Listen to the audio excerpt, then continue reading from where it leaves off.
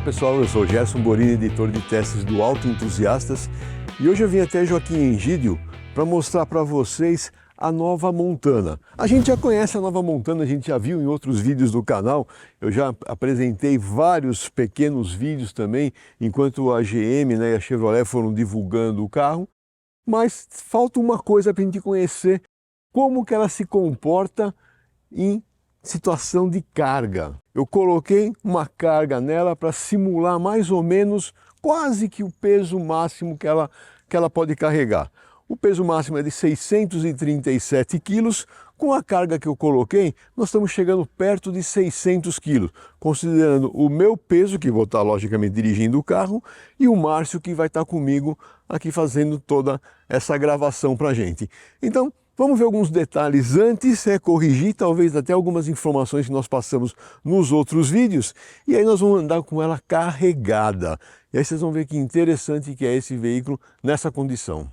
Essa versão que nós estamos testando essa semana é a Premier, que é o topo de gama do Chevrolet Montana, e tem o preço de 140 a 490.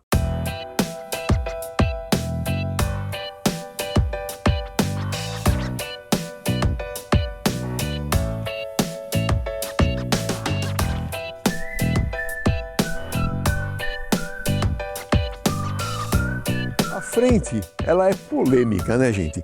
Muita gente aí falando que é parecida com a Toro, que é igual a Toro, que copiaram a Toro. Enfim, tem aqueles que gostam, aqueles que não gostam. Se é igual, eu não sei. Se foi cópia, eu não sei. Mas que ficou bonita, ficou. E às vezes quando a coisa é bonita, copiar o que é bonito não é feio, né? A parte superior aqui é a luz de rodagem diurna, o farol principal em LED e aqui embaixo tem o farol de neblina. Toda a parte frontal aqui é específica da nova cara que a Chevrolet está dando para os carros. Se a gente olhar no mercado americano, a gente vai ver que já tem alguns outros veículos que estão usando esse novo desenho ou essas novas linhas aqui. Então, é uma nova identidade que a Chevrolet está trazendo e que, sinceramente, eu achei bonito, né? Se é cópia ou não é cópia, paciência. A Chevrolet no Brasil, ela tem a tradição de trazer picapes, né? Se a gente olhar na história, lá nos anos 80 chegou com a Chevy 500, que era derivado do Chevette, depois teve a picape Corsa, que era derivado daquele primeiro Corsa que a gente teve no Brasil, que era o Corsa mais arredondado, né, que seria o chamado Corsa B por aqui, e depois começou a geração de Montana. E a geração de Montana também era derivado, seria do Corsa C. Ora, essa nova Montana, ela já não é derivada exatamente do Onix, ela já é mais derivada de um Tracker, né? 2,80 metros de entre-eixo e o comprimento total é de 4,717. As linhas todas fizeram com que ele fique bem esticado. Esse vinco superior aqui perto da linha de cintura, aqui também na parte inferior. Esse estribo que esse carro está equipado é um acessório da Chevrolet, assim como o Santo Antônio aqui na caçamba. As barras longitudinais no teto não, isso aqui faz parte da versão Premier. Apesar de ser uma versão Premier, que normalmente ela traz um pouco mais de destaques daquele Geo Effect, que seria os efeitos joias, aqueles brilhantes todos, a GM decidiu deixar um pouco mais apagado. Então a gente já vê aqui, a roda tem esse acabamento escurecido, que não deixa de ser bonito. O pneu utiliza 215/55 aro 17, freio a disco ventilado na dianteira e na traseira é freio a tambor. Só que não é um tambor pequenininho não, é um tambor bem mais parrudo, justamente pelo peso que esse veículo tem que carregar. A Chevrolet decidiu adotar o motor 1,2 litros turbo carregado, aquele de 3 cilindros. É o mesmo que utiliza no Tracker. Ele entrega 132 cavalos com gasolina, 133 com álcool e 19,4 kgfm com gasolina e 21,4 com álcool. Do que eu já andei com esse carro carregado, estou gostando, tá? Ele dá um desempenho legal, mesmo com toda essa carga que eu já coloquei dentro dele. O câmbio, nessa versão Premier, é o automático de 6 marchas, um automático epicíclico, e a Montana tem a vantagem de ter uma versão de câmbio manual. Eu já pedi esse carro para o pessoal da Chevrolet para me emprestar esse carro, porém ainda não está disponível, mas assim que estiver disponível, nós vamos testar também a versão de câmbio manual. São 2 comandos de válvulas com 4 válvulas por cilindro, ou seja, 12 válvulas, variação de fase e admissão nos 2 comandos. O sincronismo é feito por correia dentada, naquele sistema que ela é embebida em óleo. Então, com isso, a vida da correia dentada é de praticamente a vida do motor, 240 mil quilômetros. Então, não precisa fazer manutenção nessa parte. E como é um motor 3 cilindros, que ele acaba trazendo uma vibração um pouco diferente para dentro da carroceria, eles utilizam coxim hidráulico aqui nesse lado para melhorar essa absorção. A parte de ruído que ele gera, a gente vê aqui no capô forrado, ou seja, para segurar um pouco do ruído aqui nesse compartimento. E nessas caixas aqui, que são as caixas do paralama, que poderiam conduzir ruído, né, para dentro do veículo, também é utilizado espuma ali, justamente para fazer uma barreira. Então tem uma primeira barreira aqui, que é essa, né, e tem a segunda barreira ali dentro. Bom, se a gente está falando de picape, qual que tem que ser o grande foco? É na parte da caçamba e, obviamente, a carga que eu coloquei aqui. A parte traseira, né? Eu gostei bastante dessa barra acrílica, ela não é uma barra iluminada, mas ela conecta as 2 lanternas. Esse Chevrolet em alto relevo que está aqui é um acessório, originalmente ele é estampado em baixo relevo, que também fica bonito. E a parte de logotipos e esse degrau para ajudar a subir na caçamba. Essa capota marítima em lona, ela é um equipamento original de série da versão Premier. E o que a GM diz para a gente é que ela tem uma vedação de água e poeira muito boa.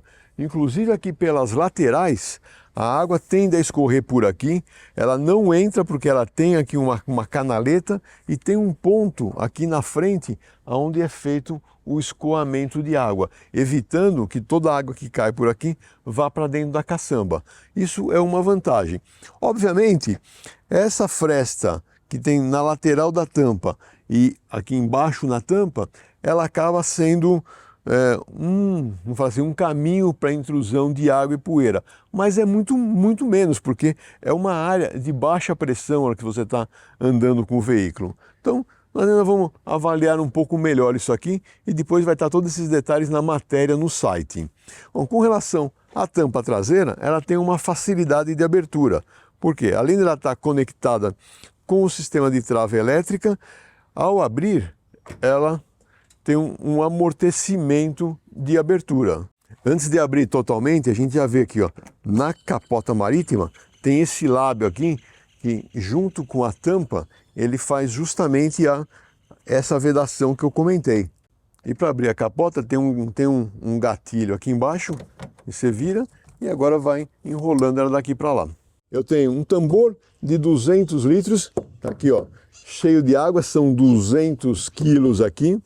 Tem um outro tambor com 30 litros, um outro de 20 litros e mais 3 de 20 litros. Então são 260, 280, com mais 30, 310 quilos na caçamba. Totalizando entre os 2 ocupantes e essa carga toda, estamos perto de 600 quilos. Ela tem um acessório que chama-se Flexiboard ou Multiboard, tem vários encaixes e com esse sistema você pode colocar uma plataforma aqui, uma prateleira aqui com algumas divisórias para acomodar uma carga. Você pode também colocar algumas divisórias nesse sentido para limitar o escorregamento de carga aqui dentro da caçamba. Obviamente, eu tive que remover tudo isso para poder fazer esse carregamento aqui. Mas no site depois vai estar as fotos do sistema montado aqui. Isso é muito bom. E outra coisa boa também, a gente vê os ganchos ou as argolas, né, de amarração de carga. A gente vê que tem uma na parte mais superior da caçamba, outro na parte mais inferior. Com isso também, então são duas na parte traseira, duas na parte frontal de cada lado, são 8 no total. Com isso facilitou um pouco fixar essa carga aqui dentro do veículo. O que falta, no meu entender, é alguma coisa mais nessa parte superior aqui, para quando você está carregando alguma carga muito alta. Mas é uma questão que praticamente nenhuma picape hoje adota isso aqui.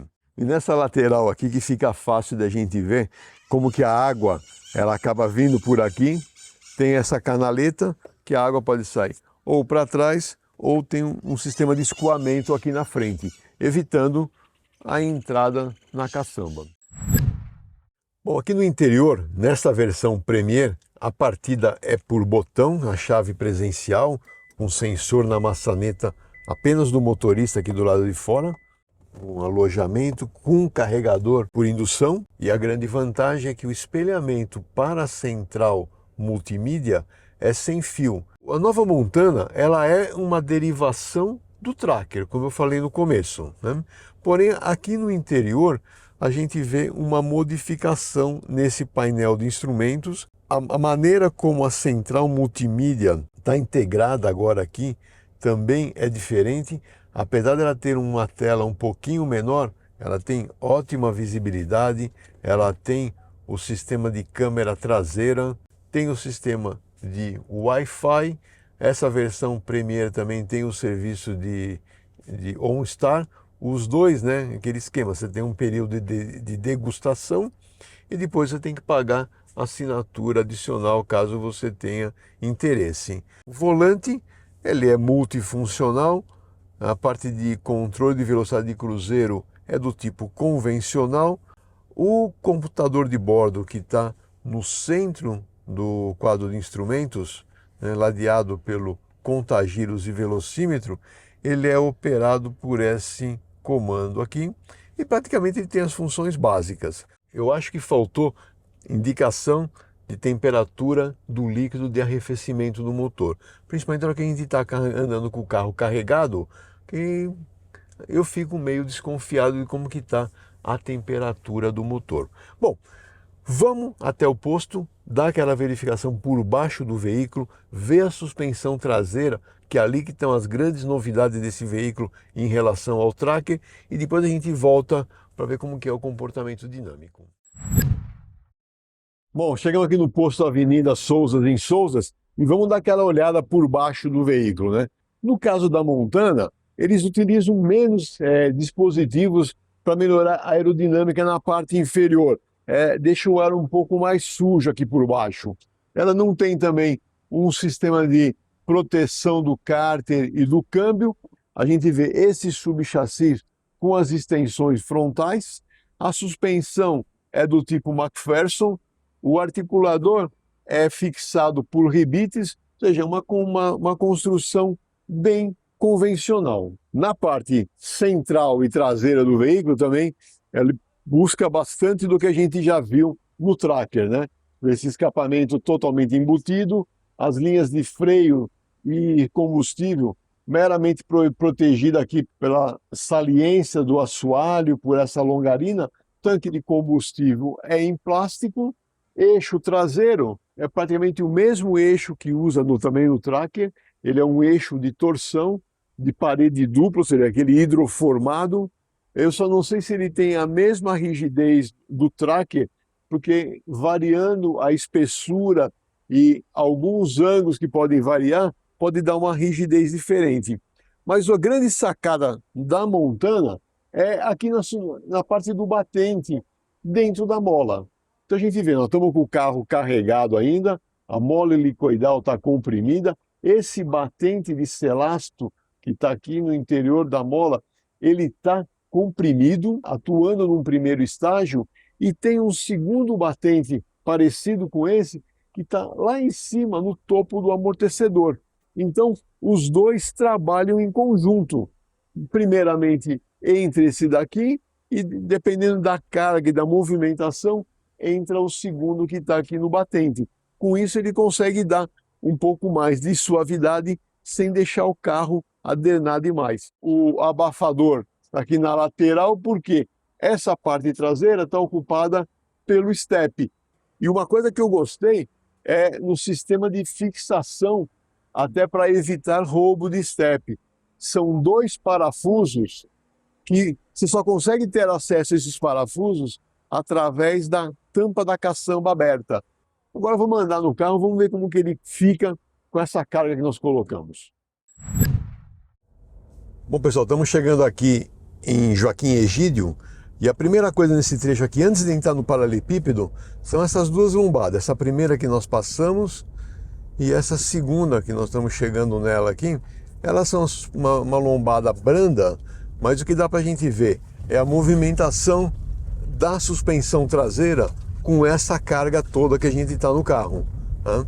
Então a gente percebe que a picape ela movimenta um pouco mais, então ela passa, ela dá 1, 2 e quase que a terceira balançada. Mas em nenhum momento você sente um impacto muito rígido.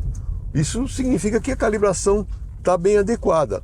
Ou seja, então, aqueles 2 batentes de compressão que tem na suspensão traseira, eles acabam trabalhando em harmonia, ou seja, um entra num primeiro momento de curso da suspensão e outro entra no segundo momento. E não deixa com que a suspensão fique muito rígida ou dê aqueles impactos que a gente vê em outros tipos de picape, né? No paralelepípedo, a gente já vai vendo aquela parte de aspereza. Logicamente, tivemos que calibrar os pneus para a condição de carregado, que é 35 na frente e 39 na traseira. Então, mesmo com um pouco de carga, o carro acaba ficando um pouco mais áspero. Mas, do todo, a movimentação em termos de conforto do veículo, ela não ficou prejudicada. Essa outra lombada aqui também vai ver o mesmo efeito, ó. 1, 2, 3. Esse impacto que deu, logicamente, é a água que nós temos dentro dos galões, né? Ele acaba fazendo um pouco mais de ruído do que a gente gosta. Eu não vou conseguir fazer nenhuma manobra mais radical com esse veículo, até por questão de segurança nossa e do próprio carro e dos demais que estão na rua, porque essa carga está bem fixada aí atrás, mas não podemos exagerar em nada. Mas vai dar para a gente ver bastante de como que é o comportamento geral. O que preocupa um pouco em picape, quando você coloca esse carregamento máximo, ou perto do máximo, é o carro ficar muito molenga em situações como essa aqui de estrada. E a gente não percebe isso. A sensação que eu tenho que o carro tá sólido, tá firme, tá na mão, entendeu? Aqui, ó, primeira curva, a gente vai entrar aqui em 60, 70 por hora e ela faz normalmente, ou seja, não dá aquela adernada, aquela rolada que acaba puxando o carro para dentro, não. Ela vem bem estável e bem parada. Uma coisa que eu notei, hoje pela manhã, na hora que eu sentei no carro, né, eu fiz esse carregamento todo ontem à noite, e hoje pela manhã, na hora que eu sentei na minha posição de dirigir aqui, a impressão que eu tive é que o banco estava um pouco mais afundado, né? Mas na verdade é bem isso, que ele acaba abaixando um pouco mais a suspensão traseira, então você sente que o carro está um pouco mais empinado aqui na dianteira. A posição de dirigir aqui é muito boa, como eu já disse, é um carro derivado do Tracker, que nós recentemente fizemos um outro vídeo, medimos o alinhamento do volante em relação ao banco e ele é bem centrado, então é outra coisa que também agrada na posição de dirigir, em toda a visibilidade que a gente tem dos comandos aqui no painel, no volante e tudo mais, né? Na frenagem que eu vou fazer aqui para essa lombada, a gente percebe obviamente que o carro necessita um pouco mais de força no pedal do freio para parar. Óbvio, estamos com 600 quilos a mais, né? Agora, em termos de desempenho, a hora que você enfia o pé no acelerador, olha, esse motor de 1,2 litros, ele vai bem nessa picape aqui. Ele não deixa a desejar, não. Lógico que tem outras picapes aí com motor de 180 cavalos, mas não me não me incomoda não em termos de desempenho o que acaba entregando, viu? A parte também de câmbio, ele se comporta bem, ele faz as trocas dentro daquilo que a gente espera, você não percebe que o câmbio acaba segurando mais marcha para poder fazer mais força, não. Ele acaba trocando as marchas no momento certo mesmo, aqui ó, uma redução e vem bem, muito bem mesmo. O sistema de direção, aquela precisão que a gente já conhece desse tipo de veículo, essa movimentação a mais que tem da suspensão na parte traseira não incomoda em nada na condução do veículo. Eu estou assim bem contente em ver o trabalho que foi feito pelo pessoal da GM, ó. Ela vem, dá uma pequena balançadinha, mas até digo que um pouco dessa balançada é a própria movimentação da água dentro dos tambores que acaba dando essa excitada maior na lateralidade do carro, né? Complementando um pouco a parte de conforto que o veículo tem, o sistema de ar-condicionado ele é automático e digital. Não gosto muito dessa calibração que a GM fez para esse novo sistema deles aqui. Nem no Tracker automático, nem no Onix automático. Eu acho que eles acabam trabalhando com uma velocidade de ventilador muito mais alta do que eu gostaria de receber. Eu falei do freio ali atrás, que você precisa de um pouquinho mais de esforço quando você tem que fazer uma freada mais forte, óbvio, né, pelo peso do carro, mas a modulação no geral, né, aquela pequena redução de velocidade para entrada numa curva, é bem progressiva, uma modulação bem suave em termos de esforço de pedal versus desaceleração, bem agradável mesmo. Com relação aos sistemas de auxílio ao motorista, além do controle de velocidade de cruzeiro que eu já comentei, tem o alerta de ponto cego no retrovisor externo. Isso é bom pelo comprimento do veículo, né? Porém não tem o sistema de aviso de colisão frontal ou alerta de colisão frontal, como eu falei talvez no primeiro vídeo que eu gravei da Montana. Ele que aqui no espelho retrovisor não tem aquele sistema de radar que mede, que verifica isso na frente. Então ela não é provida desse sistema. Agora que estamos chegando naquele trecho de subida da Serra das Cabras, vamos fazer aquela medição de ruído interno em aceleração. É uma coisa nova, essa daqui vai ser em aceleração com o carro carregado, ou seja, vai forçar ainda mais o motor, então aparece muito mais alguma deficiência que tenha na parte de isolação acústica. Lembrando que isso não é um teste de desempenho, não é um teste de engenharia, é apenas uma medição que eu faço comparativamente entre os veículos, né?